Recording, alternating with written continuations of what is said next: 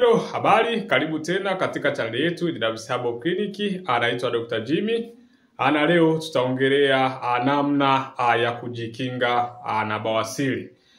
Nikukumbushe kama ni mara ya kwanza kufuatia channel yetu, basi usahau kusubscribe na comment ili uweze kuwa mtu wa kwanza kupata dondoo za kiafya tunazozituma kila siku. Lakini pia kama una swali lolote juu ya afya, una swali lolote juu ya bawasiri, basi ni muda mwafaka wa kuuliza ili uweze kupata suluhisho la changamoto hiyo. Tunafahamu kwamba asilimia ukishajua tatizo, basi unakuwa una asilimia kubwa ya kuweza kuondokana na hilo tatizo. Kwa hiyo kitu cha kwanza ni kuweza kulitambua tatizo. Ukishalitambua kiundani, ukalielewa linatokana na nini, basi ni rahisi kuweza kutibu hiyo changamoto.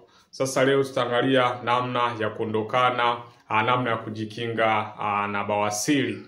Kwenye video ambazo zimepita tumeshaelezea vizuri kabisa bawasiri ni nini, dalili za bawasiri ni nini, chanzo cha bawasiri ni nini, madhara, na hapa tutaenda kuangalia namna ya kujikinga na bawasiri. Kitu unachotakiwa kufanya kwanza, namna ya kujikinga na bawasiri, kitu cha kwanza ni kutuliza msongo wa mawazo. Kama una msongo wa mawazo, pia ni chanzo kimojawapo kikubwa ambacho kinapelekea bawasiri. Ni kivipi sasa msongo wa mawazo unapelekea bawasiri? Kwa sababu msongo wa mawazo unapelekea izalishe homoni ambayo inaitwa cortisol. Cortisol mara nyingi inakuwa na athari kwenye mfumo wetu wa mmeng'enyaji wa chakula. Kwa hiyo ukishakuwa na msongo wa mawazo, basi ni rahisi sana kupata bawasiri, kwa sababu ukishatokea mfumo wa mmeng'enyaji wa chakula ukawa dhaifu, basi utapelekea constipation, na mwisho utaweza kupelekea kutopata choo au kupata choo kigumu, na hivyo kupelekea zile nyama kwenye njia ya haja kubwa ziweze kutoka nje, na hivyo kupelekea bawasiri. Kwa hiyo ni muhimu sana kujiepusha na msongo wa mawazo au stress.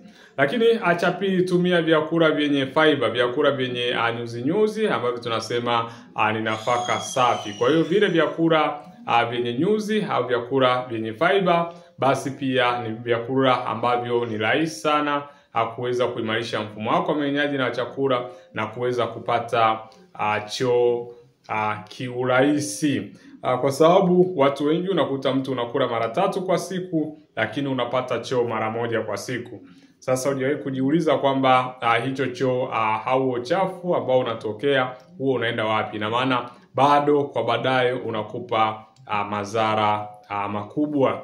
Lakini namna nyingine ni kuweza kutumia maji ya kutosha. Maji ya kutosha, mara nyingi tunasema asilimia 75 ya mwili wa binadamu ni maji. Kwa hiyo asilimia 70 ya mwili wa binadamu ni maji. Kwa hiyo unapokunywa maji pia unasababisha wewe usiweze kupata choo kigumu, na ndio maana watu wengi huwa wanapata mara nyingi changamoto wanapopata choo kigumu. Unapopata choo kigumu utapelekea zile nyama kwenye njia ya haja kubwa ziweze kutoka nje, utaweza kupata maumivu makali, lakini utapata choo cha damu. Unapopata choo kigumu, basi kinapelekea ile choo inaweza kugusa ile mishipa ya damu, na hivyo kutoka choo chenye damu kabisa. Kwa hiyo tumia maji ya kutosha. Lakini kwenye video ambazo zimepita JW Herbal Clinic tumeweza kuelezea faida za kutumia maji. Faida za kutumia maji, lakini tumeelezea ni kiasi gani cha maji unachotakiwa kunywa kwa siku. Kuna wengi wanakunywa maji zaidi, wanakunywa maji ambayo yanazidi kilo walizonazo, na hivyo kupelekea changamoto kwenye figo. Unapokuwa uweka mzigo wa kutosha kwenye figo, basi ni namna pia mojawapo ya kufeli kwa hizo figo. Lakini namna nyingine ni kujizuia kukaa kwa muda mrefu mara tu baada ya kula. Mara nyingi hii inatutesa, ndio maana mara nyingi haya magonjwa ya mfumo wa mmeng'enyaji wa chakula mara nyingi utakuta yanawapata watu wanaofanya kazi maofisini. Kwa nini wanaofanya kazi maofisini wamekuwa ni waanga wakubwa wa kuweza kupata bawasiri?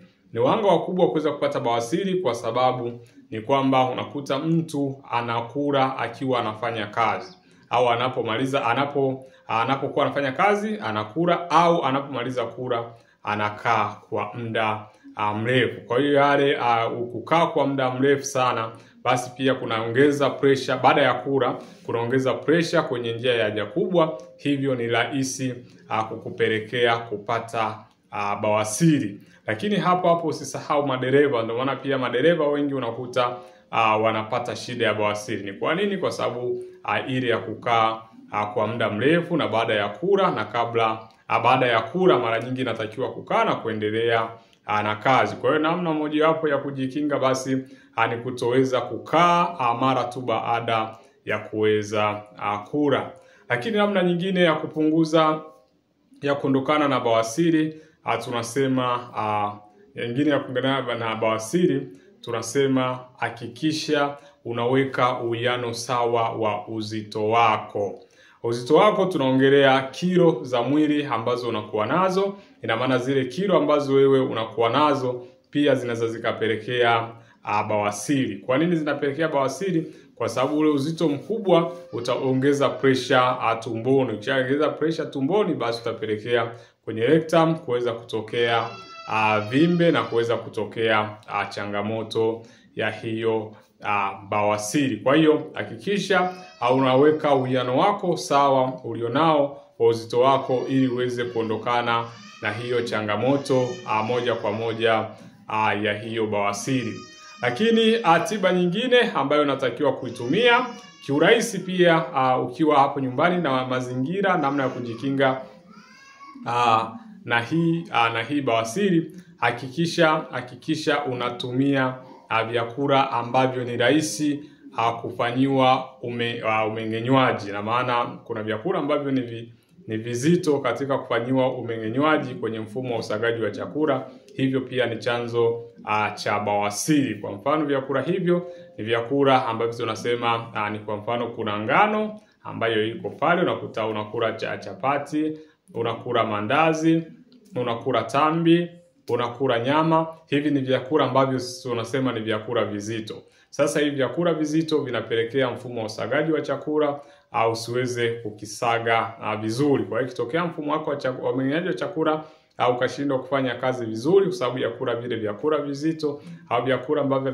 havimeng'enyuliwi kirahisi, basi inakuwa ni changamoto au imekuwa ni chanzo cha bawasiri kwa muda mrefu. Kwa hiyo cha kufanya, hakikisha unatumia vyakula ambavyo ni rahisi kufanyiwa mmeng'enywaji wa chakula. Mfano kuna mboga za majani, kuna matunda.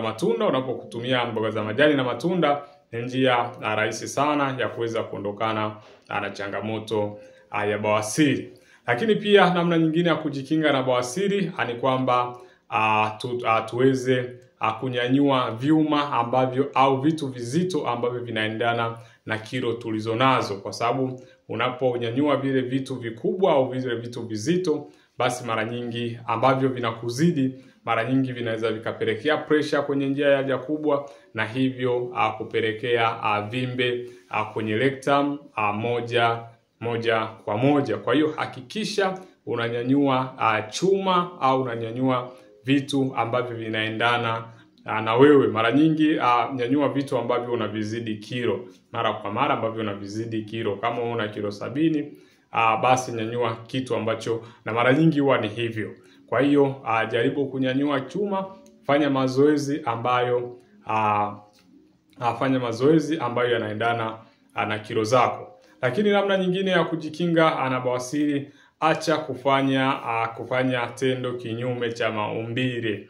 Ina maana kinyume cha maumbile ndio hivyo kwenye njia ya haja kubwa. Lakini JW Herbal Clinic tumeshakusogezea madhara ya kufanya mapenzi kwenye njia ya haja kubwa, lakini pia madhara, lakini na mtu ambaye anafanya anaonekanaje, dalili za mtu ambaye anafanya mapenzi kinyume cha maumbile. Tunasema kufanya mapenzi kinyume cha maumbile pia imekuwa ni sababu kubwa ambayo inapelekea bawasiri, lakini pia watu wamekuwa wakichukulia kama sababu msingi na kusahau zile sababu nyingine ambazo zinapelekea bawasiri. Kuna sababu nyingi ambazo zinapelekea bawasiri. Sasa mara nyingi wengi wamechukulia hii kufanya mapenzi kinyume cha maumbile imekuwa ni sababu msingi, kitu ambacho sicho kabisa. Sio sababu msingi inayopelekea bawasiri, lakini ni mojawapo ya sababu. Kwa hiyo kama unafanya mapenzi kinyume cha maumbile, basi ndugu yangu, angalia namna ya kuacha, kwa sababu madhara yake ni makubwa sana na yanaweza kupelekea bawasiri. Namna nyingine ya kujikinga, basi atibu yale matatizo ya mmeng'enyaji wa chakula. Kwa mfano, kuna vidonda vya tumbo, kuna acid reflux, kuhisi gesi, kuhisi kiungulia, miungurumo ya tumbo. Hizi ni changamoto ambazo zinahusikana kwenye mfumo wa mmeng'enyaji wa chakula. Kwa hizo changamoto zikiwepo kwa muda mrefu, huwa zinapelekea mmeng'enyaji wa chakula kuwa dhaifu, na ikishakuwa dhaifu, basi utapata choo kigumu, na pengine hautapata, na ukipata choo kigumu, basi kitakupelekea au ni chanzo kikubwa cha bawasiri. Kwa hiyo hiyo ni namna ya kujikinga na bawasiri ukiwa hapo nyumbani. Lakini kwenye video ambazo zimepita tumeshaongelea namna ya kutumia mzungwa kuondokana na bawasiri, na namna ya kutumia mziwaziwa kuondokana na bawasiri. Lakini mwisho, bila kusahau, dawa maalum kwa ajili ya bawasiri ambayo inaitwa Pilecare imekuwa dawa mjarabu ambayo imekuwa ikisaidia watu wengi. Kwenye video ambazo zimepita tumekuelezea ni vitu gani uweze kuzingatia unapotumia dawa ya bawasiri. Ndio maana wengi wamekuwa wakitumia dawa na hawapati matokeo. Kwa nini hawapati? Kwenye video ambazo zimepita tumeweza kuelezea hiyo uweze kuifahamu. Tuambie hapo chini ni njia gani nyingine ipi ambayo ulitumia kujikinga na changamoto ya bawasiri. Tunasema sharing is caring, kwa hiyo utakavyotuelezea basi na wengine wataweza kupona na kuondokana na hiyo changamoto ya bawasiri. Nikukumbushe, kama ni mara ya kwanza kufuatia channel yetu, basi usahau kusubscribe na comment ili uweze kupata dondoo za kiafya tunazotuma kila siku. Lakini kama una swali lolote ambalo limekuwa likikusumbua, una kitu chochote ambacho unaona hakiko sawa, basi JW Sabo Clinic tupo kwa ajili yako, tupo kwa ajili ya kuhakikisha tunaondosha changamoto hizi za kiafya. Basi usisahau kutufuatilia ili tuwe unapata taarifa kila tunapotoa taarifa mpya. Karibu na Mungu akubariki.